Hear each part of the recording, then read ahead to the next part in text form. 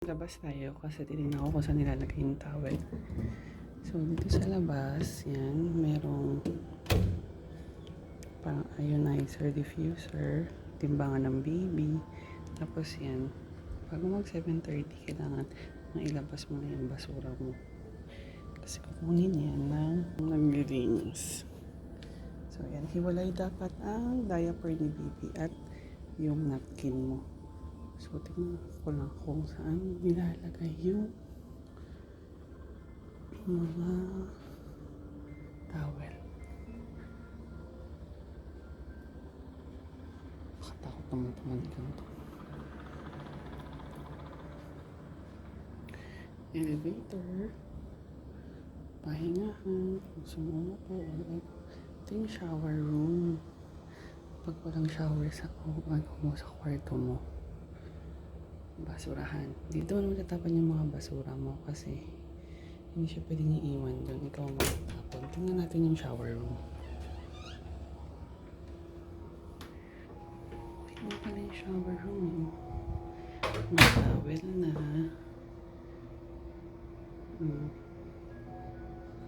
Kompleto din pala yung shower room.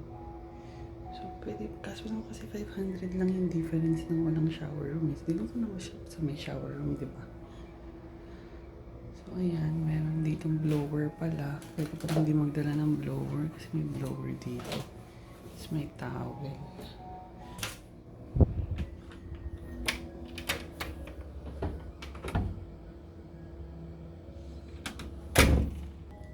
Ito naman yung room ng mga ward.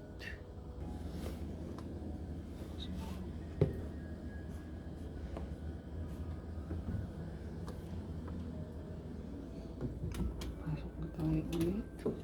So, hindi ko pa alam kung saan nilalagay ang towel. So, ito naman, dito ko muna nilalagay kasi.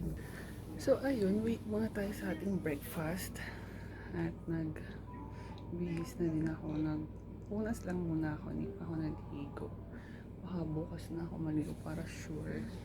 Hintayin natin mamaya si baby kasi mag-rounds na naman si Bo. Nawanan ako ulit ng dugo para sa anemia ko. I-check at bibigyan ako ng gamot kasi naiwan ko yung gamot. Kasi later, day 1 ng postpartum. Wait natin si baby. Breakfast para sa day 1 ng postpartum. So we have udon, onigiri, tofu, spinach, milk, at buti naman ay may otsa.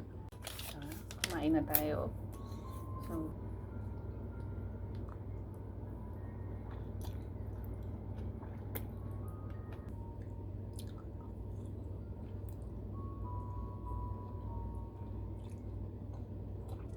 masarap yung food nila dito. Tapos kompleto. Tofu. Spinach. Ubusin ko muna to ha. Tapos na tayo kumain at dumating yung nurse. Sabi niya darating daw si baby maya. So kunin natin yung kanyang bath towel. Lalagay natin ito doon sa higaan niya. Dapat pa dinala ko na yung pillow niya. Okay lang, sige. Ayan yung parang sterilizer ng mga bote. And then, isa ilalagay doon. Everyday daw. Ang palit. Ayan. Tapos ito, lalagyan ko na ng water.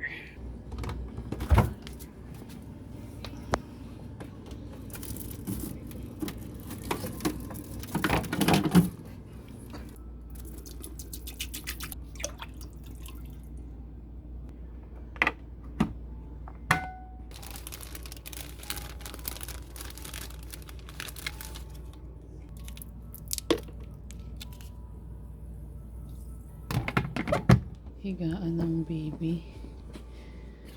Alam mo.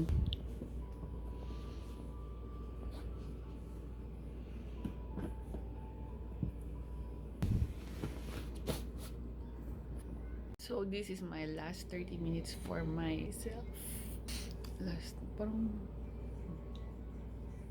ako namamaga na iwan. Anyway, kaya gagawin ko na kung anong gusto kong gawin.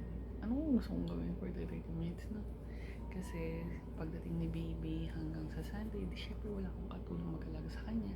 Kaya ako lahat. Gusto kong matulog, pero baka naman di ako magising. Ayun, baka dating niya tulog pa ako, diba? Gusto kong hindi lang kasi ang baba nitong ano, hindi kasi pwedeng gamitin. So, hindi natataas yung ulo. Ang baba niya. So, paano kaya ako magpapadede? Doon na lang ako siguro sa sofa. At patong-patong na lang. Ayusin ko na lang.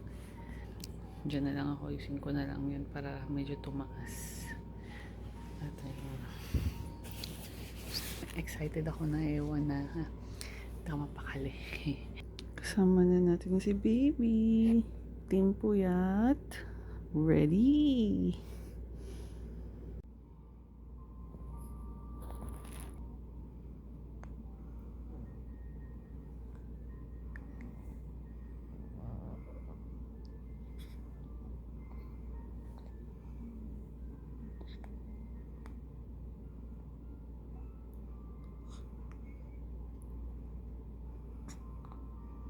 Lunch time. So, lunch natin ngayon naman ay walang postpartum dito ng hospitalization. Ano ito? Uy. Parang gulay siya sa loob with chicken. Tapos yung rice. And syempre, may gulay ulit. Desatto, dessert, and of course, soup. Let's eat! Kain muna ako habang tulog si baby. Napatid na natin si baby kasi nagising sumiyak. So,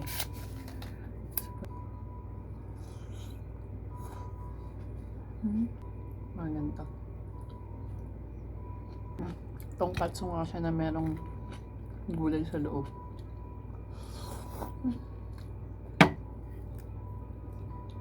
Fish. Fish pala, hindi pala chicken.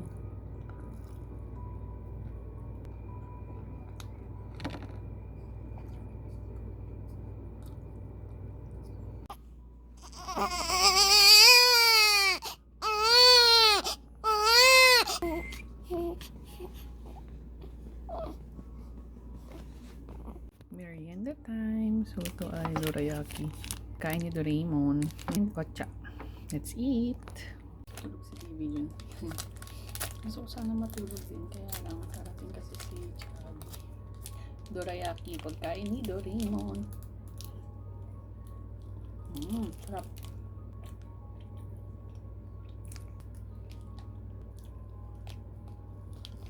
Ang laman nito ay beans.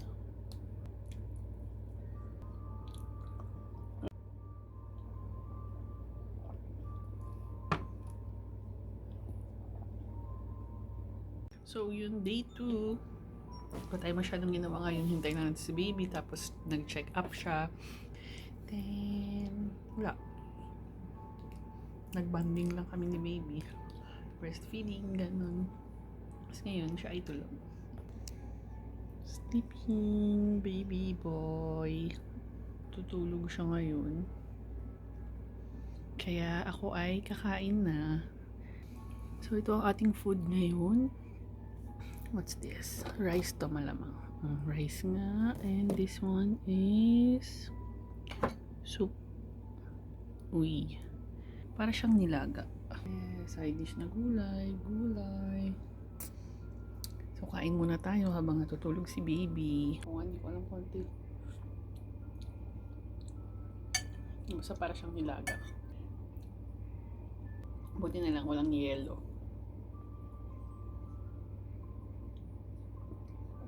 Ito, masarap tong soup na to. Masarap tong soup. Lasang-lasa yung mushroom. Meron siyang mushroom at spinach.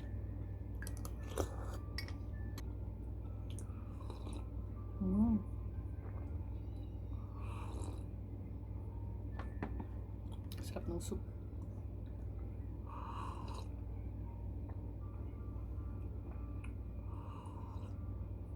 parang puro pagkain lang yung na-video ko. Kanina, kausap ko yung kapatid ko, nag-video call kami. Kasi, alam mo kung ginagawa din dito talaga. So, usual pagkain lang talaga yung ma-video ko. Ang sarap.